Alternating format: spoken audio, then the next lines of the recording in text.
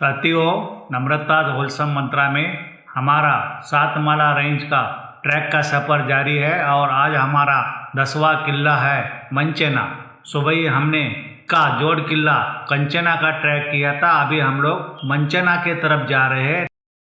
अभी हम लोगों का कंचना किले का ट्रैक खत्म हो गया है और हम लोग अभी एक तरफ मंचना जा रहे हैं। कंचना मंचना की जोड़ी अगल बगल के दो पहाड़ों के ऊपर बनाए हुए किले हैं। इन दो पहाड़ के बीच में और एक पहाड़ है। हम लोगों ने पूरी गांव से हमारा ट्रैक शुरू किया था। कंचना किले का ट्रैक करके हम लोग कंचना किला और उस पहाड़ी के बीच वाले खिंड में आके पहुंचे हैं। यहाँ से बीच वाली पहाड़ी को दाहिने तरफ रखते हुए हम लोग मंचना के तरफ जा रहे हैं।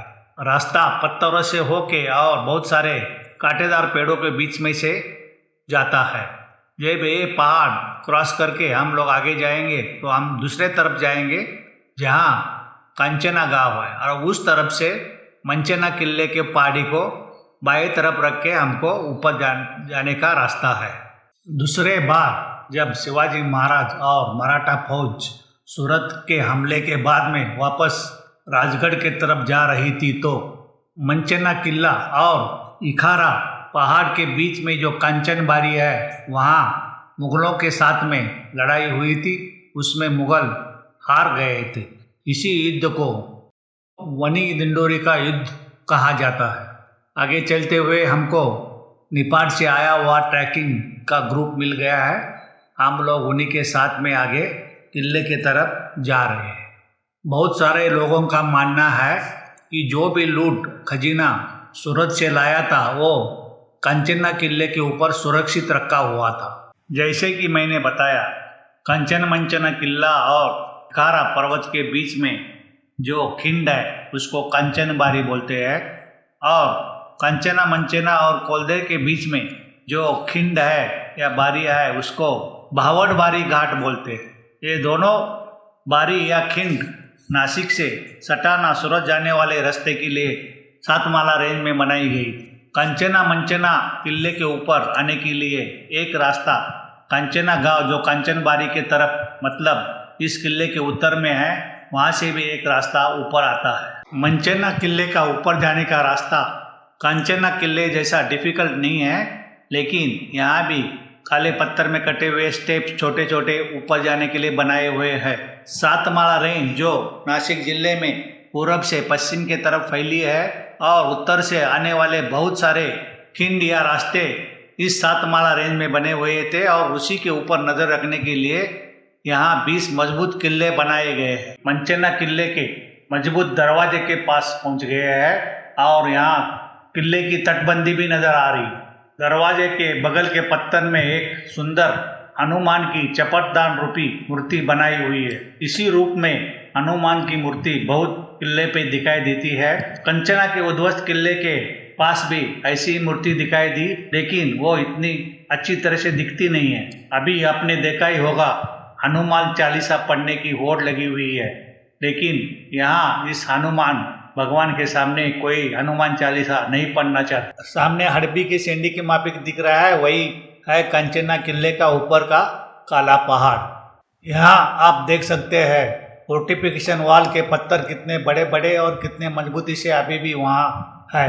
दरवाजे के अवशेष अभी यहाँ दिखाई नहीं देते हैं और दरवाजे के पत्थर पूरे गिर के गायब हो चुके हैं। अभी हमारा ग्रुप बाले किले के ऊपर माथे पे पहुंच गया है। कंचना मंचना में मंचना किले का विस्तार बहुत बड़ा है। किले के ऊपर के लिए चोर रास्ता था पहले। हमारे गाइड ने बताया मंचना किले का एक रास्ता था। हो सकता है इंद्राई किले के माफिक यहाँ भी सीधा पहाड़ काट के रास्ता बनाया हो। पहाड़ के पत्थर टूट गिरने से अभी यहाँ रास्ता दिखाई नहीं देता। मंचना किले के ऊपर बहुत सारे अवशेष दिखाई देते हैं। यहाँ के पानी के टैंक्स और गुफाएं देखने लायक है। यहाँ के गुफाओं के अवशेष, पानी के टैंक्स और मंचना किले का टूटा हुआ रास्ता सबको देख के अंदाजा लगाया जा सकता है कि सातवाहन काल से लोग यहाँ रहते होंगे। किले का सफर करते हुए चलो जानते हैं किले के बारे में और इस किले को कांचना मंचना नाम कैसे पड़ा और इसको पहले कांचना क्यों बोला जाता। कांचन गांव से आते वक्त कांचन गांव में एक बोर्ड लगाया हुआ है के मुताबिक एक बार नाथ पंथ के ऋषि मुनि मच्छिंद्रनाथ, गोरखनाथ और मीनानाथ उत्तर से सातमाला क्रॉस करके दक्षिण के तरफ जा रहे थे। तब कांचना पहाड़ी के पास, जिसको पहले कनकगिरी बोलते थे, मच्छिंद्रनाथ ने अपने चेले गोरखनाथ की परीक्षा लेने की सोच के उनको एक सोने की ईंट दी और अपने झोली में संभाल के रखने को बोला। गोरखनाथ ने सोचा अपने गुरु मच्छिंद्रनाथ को ये सोने का मोह क्यों हो गया है।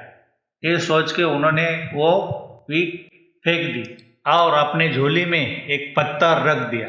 थोड़ा आगे चलने के बाद में मच्छिंद्रनाथ ने गोरक्षनाथ से अपनी सोने की ईंट मांग ली। गोरक्षनाथ ने अपने झोली में से पत्थर निकाल के दे दिया तो मच्छिंद्रनाथ दुख से रोने लगे। गोरक्षनाथ ने ये देख के सिद्ध योग करके पूरा कांचन पहाड़ को ही सोने का बना दिया और अपने गुरु को बोला ये पूरा सोने का पहाड़ आप ले लो, लेकिन रोना बंद करो। उसी के वजह से ये पहाड़ का नाम कांचना रखा गया। कांचना का मतलब होता है सोना। इसी मंचना के बगल में इकारा पर्वत है, उसी के ऊपर गोरक्षनाथ का मंदिर है। अभी इस पहाड़ का नाम कांचना से कांचना मंचना कैसे हो गया उसका भी एक इतिहास है। मुगल बादशाह शाहजहां का सरदार अलावर्दी खान ने सातमाला रेंज के बहुत सारे किले अपने कब्जे में ले लिए। उसमें कांचना किला भी था। उन्होंने यहाँ सोना मिलेगा करके पूरा पहाड़ ढूंढ डाला, लेकिन उनको सोना मिला नहीं। के वजह से वो बोल पड़े कांचना मंचना, मतलब सोना भी नहीं है और कुछ भी नहीं है।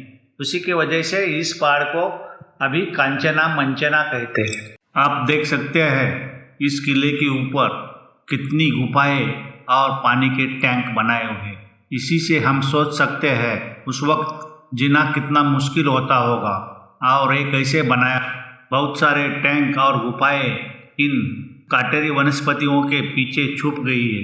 कहीं कहीं जगह पे पानी को सुरक्षित रखने के लिए आगे से गुफा को बंद करके रखते थे, क्योंकि दुश्मन को मालूम नहीं पड़े कि यहाँ पानी है।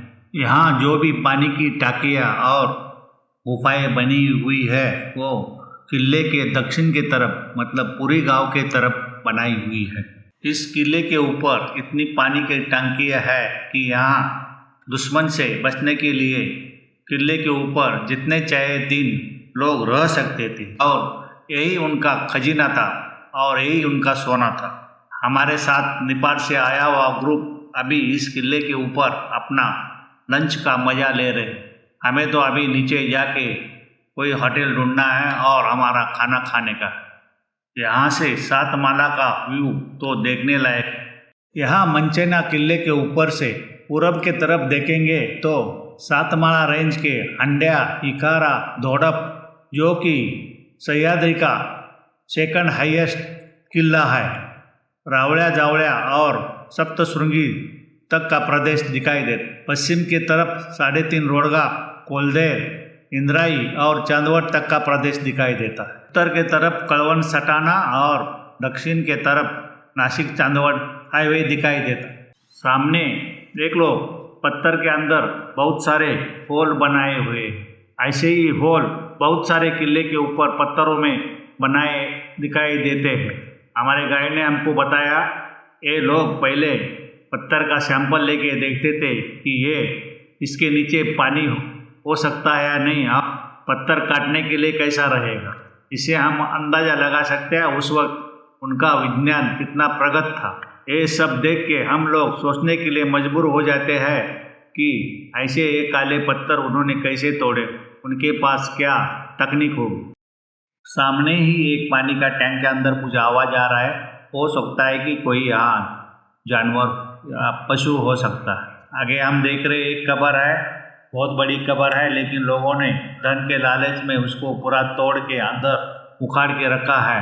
अभी हम लोगों की मंचना किले की ट्रैक ख़त्म हो गई है और हम लोग अभी नीचे उतर के जैसे आए थे कंचना की तरफ से वहाँ चले जाएंगे और वहाँ से नीचे पुरी गांव के तरफ जाने के लिए जो रास्ता हम लोग ऊपर आए थे नारायण देव मंदिर से उस रास्ते से नहीं जाएंगे, लेकिन नीचे उतर के जो वैली दिख रहा है उस वैली से होके हमारे पुरी गांव के तरफ जाएंगे। ये पूरी वैली के अंदर कटेरी बहुत सारे पेड़ पौधे बड़े हुए हैं, उसी के अंदर से एक रास्ता बना हुआ है। झाड़ियों में बहुत सारे पत्थर जो ऊपर से आके गिरे हुए हैं वो इकट्ठे हुए हैं। ऊपर का पूरा पहाड़ टूटा हुआ सा नज़र आता है। हमें बहुत खुशी हो रही है कि हमने 7 माला रेंज का 10वां किला आज ट्रैक कर लिया है और अभी हमारा इस रेंज का आधा हिस्सा ख़त्म हो गया है। यहाँ से आगे हम लोग धोड़प के लिए चले जाएंगे। धोड़प के हट्टी गांव में रहने का अच्छा इंतजाम है। हमारा मंचना किले का व्लॉग देखने के लिए धन्यवाद। आप हमारा चैनल नम्रता होलसम मंत्रा को लाइक कीजिए और सब्सक्राइब कीजिए, और भी हम लोग ऐसे वीडियो डालते रहेंगे। हम लोग अभी हथगढ़ तक जाने वाले हैं जो 7 माला रेंज का आखिरी किला है। यहाँ हर किले के ऊपर हमको कुछ न कुछ नया ज़रूर मिलता है।